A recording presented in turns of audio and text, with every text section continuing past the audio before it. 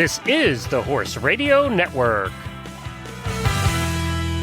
Greetings, everyone. Coach Jen here, and thanks for tuning in to Horse Tip Daily, episode 1393, where we join Christy Landwehr, host of the monthly Certified Horsemanship Association episode on Horses in the Morning, as she and Joanne Young from Houghton College discuss the different types of gear used for lunging and long lining.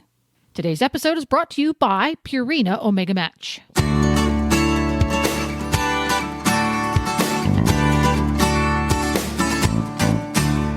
Hey, listen up, horse owners. If your horses can't get out on green grass for their daily dose of omegas, Purina's got you covered. The Purina team of PhD equine nutritionists have 2 new products that are rich in omega-3 fatty acids and taste better than many other sources. We're looking at you, fish oil. Try the new Purina Omega Match Timothy-based ration balancer or ahi flower oil supplement and see for yourself why these are among some of the best omegas that nature offers. It takes science and love together, each pulling their weight to help your horses live their best lives. Put our research to the test at purinamills.com/omega match.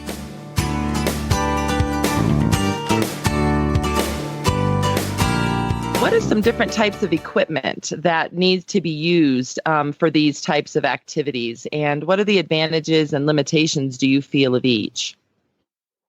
Okay, I do know plenty of people that lunge with just a halter, and they'll attach the snap of the lunge line to the chin ring.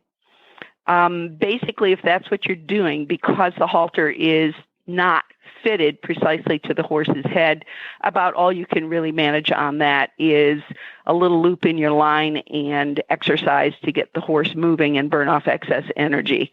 But you're not going to be able to get them to really drive from the heart, swing over their back, and balance themselves. I would say the same thing is true with rope halters. You can get basic obedience and basic gaits, but you can't really precisely work on developing the quality of the gaits. There are 3 ways that you can use a more precise tool.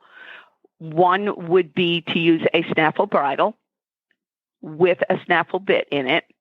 And you can either run the lunge line through the bit ring on the side that's going to be closest to the center of the arena, over the pole, and then snap it to the ring on the other side. So you get a slight downward pressure on the pole, and it puts even pressure on both sides of the bit. Or you can get a connector snap, which is a Y-shaped strap of nylon with a ring on the base and a snap on each upper end of the Y. Usually those are made long enough so that you do not want to put the snaps on the bit, because then if the horse put his head down, he could step on or through the Y, which would be, you can just picture the disaster that would be. But instead, you would run the straps that hold the snap through the bit ring, from the chin out through the bit ring, and then back down and snap it to the center ring on each side. And that would keep it up closer under the chin, and it would have the smooth feel of the nylon strap rather than the jingling of the snap on the bit ring.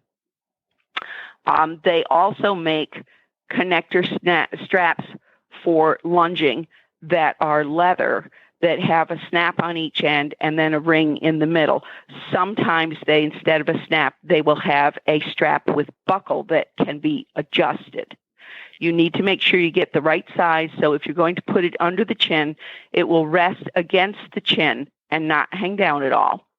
And then the lunge line would attach to the middle ring.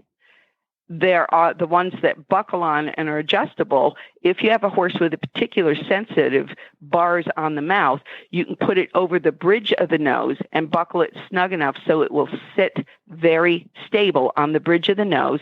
And then you, again, put your lunge line on the snap that goes on the ring in the center. And then when you need to put a vibration on the line to communicate with the horse, it will communicate via the bit, but also the bridge of the nose. So it works kind of like the gentle leader or halty collars that they make for dogs that pull on collars. That works similar to that, or similar to a lunging cabochon. And like I said, that is particularly helpful if you happen to have a horse who is very sensitive on the bars of the mouth and on the tongue, to help them get used to carrying the bit while you lunge them before you put a rider up with reins on the bit. And that can take a horse that's very fussy, that throws its mouth open every time you touch the reins, and help them to learn how to understand to carry the bit more comfortably.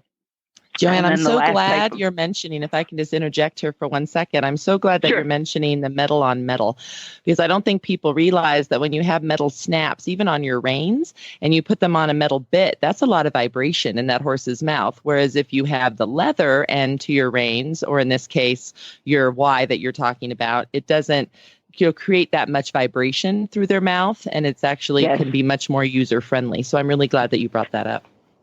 Well, and there's also the factor, too, that you want to eventually train your horse so that you think it, you breathe it, the horse is doing it.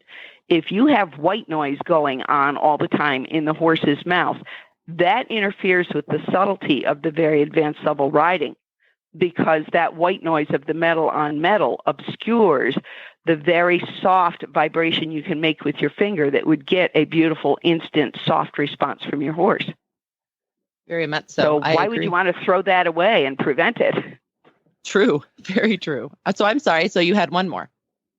Yeah, and that would be the lunging cabochon. And those are the good quality ones are made from leather. And there are 3 metal pieces on the noseband that are very heavily padded with padded leather on the underside. The noseband part has a ring in the center on the bridge of the nose and one on each side of the noseband part. It is meant to be buckled very firmly on the head so that it cannot slide around and twist at all. In addition, it has a jowl strap that will go from the midpoint of the cheek piece around the full part of the jowl of the jaw, the big round cheek of the jaw. That also is so, should the horse suddenly pitch a hissy fit and decide he's going to whip his shoulder away from you and depart the premises, you can put a tug on his nose and bring him back around and not have to worry about the cheek piece riding up on the offside and pushing against his eye, which, again, would destroy the trust he might want to have in you. It's very important, if you're going to use a lunging cabochon, that it is correctly fitted like that it's the right size for the horse, and that it be the leather with the heavily padded metal hinged noseband, simply because you can get inexpensive ones that are just nylon with artificial fleece on the inside, and the rings are correctly placed, but there's no way you can stabilize it on the horse's head enough to be safe and effective. So the side rings can be... Joanne, I'm just glad you're bringing this up. I mean, how many times do we see people that they just don't know, but they attach the lunge line to the side of the bit of the side that they're lunging from, and that can pull a bit right through a horse's mouth while they're lunging them. So, having a conversation about all the different ways to attach this is wonderful. Yes. And if I have seen very advanced trainers with very advanced level, very quiet, stable horses, use attaching the bit just to the ring on the side closest to them. However, if you're going to do that, you really need to either have a flash or drop noseband that would prevent the ring on the offside from getting pulled through the mouth, or have a full cheek or a D-ring bit to help prevent that happening, or bit guards. And even then, it's still not ideal. Very true, but very good solution steps for those that maybe do that kind of in a pinch. So I think that's really good. Yes. So I would throw in there, too, don't ever use a lunge line with a chain on it for lunging, especially not if you're going to put it over the pole, because that can just become a lethal weapon. Yes, that would dig in and produce pressure points that nobody would want. So that would not be any fun at all. So I would add one last piece of equipment that most people haven't thought about that I used to use back when I was fitting horses on the lunge for halter classes in quarter horse circuit, back in the days when I was a college student. And that is, if you have a good stiff sisal lariat, you put the lariat around the horse's neck and slide it up near the pole, and then you reach under their chin with the, now I've forgotten the name of the ring that the lariat slides through in the end. One of you will think of it. You reach through with that underneath and grab a piece of lariat and slide it through, and you're going to put it over the bridge of the horse's nose. And that, in a pinch, will make a lunging apparatus. But again, I would only use that in a pinch with a very steady, quiet horse, because a lariat is strong enough you could really abrade the bridge of the nose, or you won't get a choke if you've got it with that war bridle arrangement that I've talked about, where you pull the second loop through the first loop that's under the chin. But again, if you had to lunge a horse and had nothing else available, that would work. Is that ring called a Honda? Thank you. That was the word I was trying to think of. Jen, haven't done any roping I'm in a going to long give the time. credit to Jen. She totally just Skyped messaged me and said it's called the Honda, so it's all about Jen. So thanks, Jen. This is why it takes a village, right? Yeah, very good. Well, that about wraps it up for this time. You can find lots more tips at horsetipdaily.com. You can listen to all the shows on the Horse Radio Network by downloading the Horse Radio Network app for your iPhone or Android. Just go to your app store and search Horse Radio Network. It's easy to use. You can choose all the shows, or you can choose specific shows like Horse Tip Daily. This is Coach Jen, and I will be back again soon with another tip. So until then, go ride your horse. The Horse Radio Network and the Horse Radio Network hosts are not responsible for statements made by guests on the Horse Tip Daily. Please use your own judgment when listening to the tips on this show.